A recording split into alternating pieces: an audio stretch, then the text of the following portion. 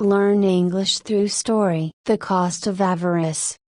In the bustling city of Mercarion, where the streets were lined with vendors, traders, and the ever-growing population of the ambitious, lived a man named Avarice. He was a merchant by trade, but not just any merchant. Avarice was known throughout the city for his cunning, his ability to turn a profit from the most unremarkable items, and his relentless pursuit of wealth. His store, Golden Gains, was a testament to his success, brimming with treasures from distant lands and rare goods that drew customers from far and wide.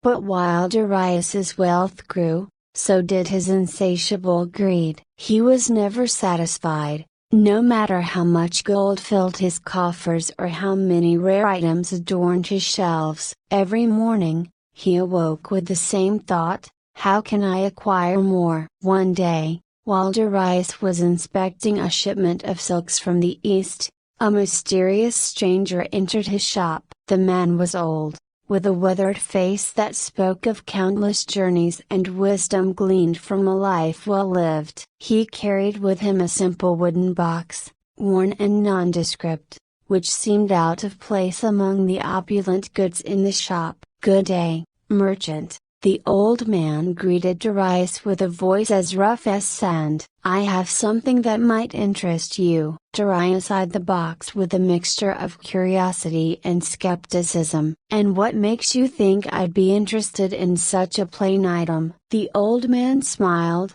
a glint of mischief in his eyes. "It is not the box itself, but what lies inside. This is no ordinary item. Within this box is a relic known as the Amulet of Avarice. It is said that whoever possesses this amulet will see their wealth multiply beyond their wildest dreams." Avarice's interest was piqued, but he masked it with indifference. "And what do you ask in return for this supposed treasure?" The old man's smile widened. "A fair trade. I ask for nothing more than the value you see fit to assign to it." This puzzled Avarice. What kind of merchant didn't name his price? But his greed overrode his caution. He agreed to the deal, giving the old man a handful of gold coins, far less than what Avarice thought the amulet might truly be worth. As soon as the old man left, Avarice opened the box to reveal the amulet. It was a small,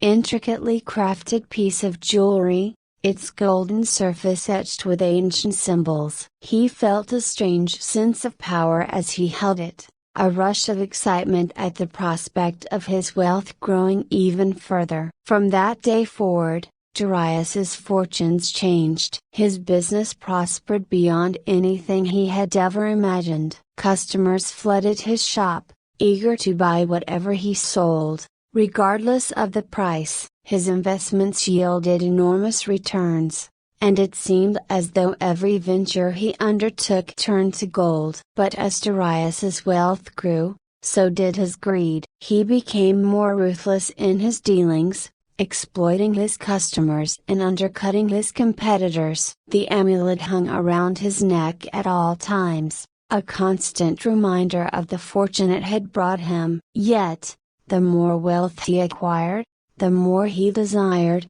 and the less he was willing to part with. Avarice's success did not go unnoticed. Whispers began to spread through Mercarion about the merchant who had risen to unprecedented heights of wealth in such a short time. Some envied him, while others resented him. But Avarice cared little for the opinions of others. His only concern was how to amass more. One evening, after the shop had closed and the streets of Mercarion had quieted, Avarice sat in his private chamber counting his gold. As he ran his fingers through the piles of coins, he noticed something odd. The gold felt cold, unnaturally cold. He looked down and saw that the coins had taken on a dull, almost grayish hue. Puzzled, he lifted one to the light, only to watch in horror as it crumbled into dust. Frantic, Avarice rushed to the chest where he kept the bulk of his fortune. But when he opened it, he found only more dust where once there had been glittering gold. His heart pounded in his chest as he scrambled to check his other hoards, but it was the same everywhere. His wealth was disintegrating before his eyes. In a panic, Darius grabbed the amulet, thinking that perhaps its power was waning. But as he held it, he noticed something else. The symbols etched into the gold had changed. Where before they had been merely decorative, they now formed words, a curse written in an ancient language Darius could somehow understand. The price of avarice is all that you possess. Realization dawned on Darius like a hammer to the chest. The amulet had not been a blessing, but a curse. It had given him wealth, yes, but at a terrible cost. The more he had taken, the more it had demanded, until finally, it had claimed everything. Desperate to reverse the curse, Darius searched for the old man who had sold him the amulet, but the stranger had vanished without a trace. He consulted with scholars and mystics, offering what little he had left for any knowledge that might save him, but none could help. The amulet's curse was absolute, and there was no undoing what had been done. As the days passed, Darius's wealth continued to disintegrate, until he was left with nothing. His shop was empty, his coffers barren, and his once grand home now a husk of its former self. The people of Mercarian, who had once envied his fortune, now shunned him, fearful of the misfortune that seemed to cling to him like a shadow.